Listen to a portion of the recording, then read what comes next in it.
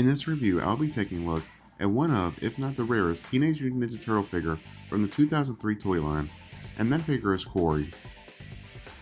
If you are new to the channel, be sure to hit that subscribe button. This figure was released in 2006 at the tail end of the 2003 toy line. Due to being made in limited numbers, it has since rose in value. A little backstory on the character.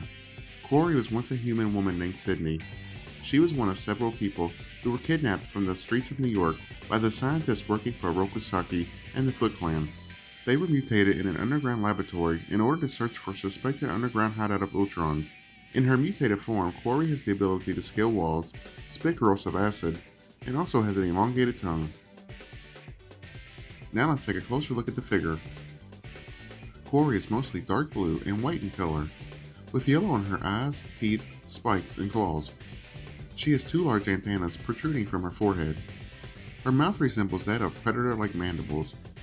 Along with her large yellow bug-like eyes, she has a very insect appearance about her. She also has long white hair that flows down her back and onto her chest. This differs from the cartoon, whereas her hair was more blue in color. Located on each shoulder is a large yellow spike. Moving down to the body, you will notice the figure is kind of on the plain side. While the figure does very closely resemble her cartoon counterpart, the characters in the 2003 TV show were more simplistic, and the figure does capture that perfectly. So while there isn't a lot of highly sculpted details, that is by design and stays faithful to the cartoon. Looking at her hands, they contain 3 fingers with large yellow claws. Moving up her forearm, there are 3 smaller spikes coming out of it. This is the same for both arms. Moving down her long legs, her feet consist of 4 toes with large yellow claws. I like the design of her feet. They continue that insect-like design. There are peg holes on the bottoms of each foot. Turning the figure around, you'll notice that there is a yellow spike coming out of each calf. Moving up the back, you can get a better view of her long flowing hair. There is added sculpting to the hair, which I do appreciate. The hair is made of a softer plastic and can actually be pressed in some. Now let's go over the articulation of the figure. Her arms can go up and down, as well as rotate 360 degrees.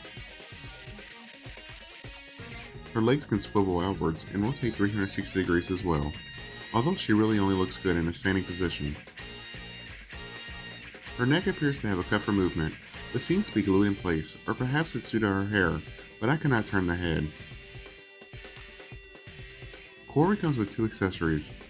First up is her Crystal Moon shield. It is molded in a light blue plastic and contains no extra paint detail. The design on the front resembles the antennas on her head, or at least it does to me. The sides have little round spikes that remind me of the spikes on her forearms. The shield is simplistic, but goes with the look of the character. On the inside is a clip that is supposed to clip onto her arms, but when trying to do so, it is mostly unsuccessful. Even if you can get it to clip on, the slightest touch or movement and the shield will fall off. Also be careful, as trying too much will leave marks on the figure. The next accessory up is her staff of the Crystal Moon.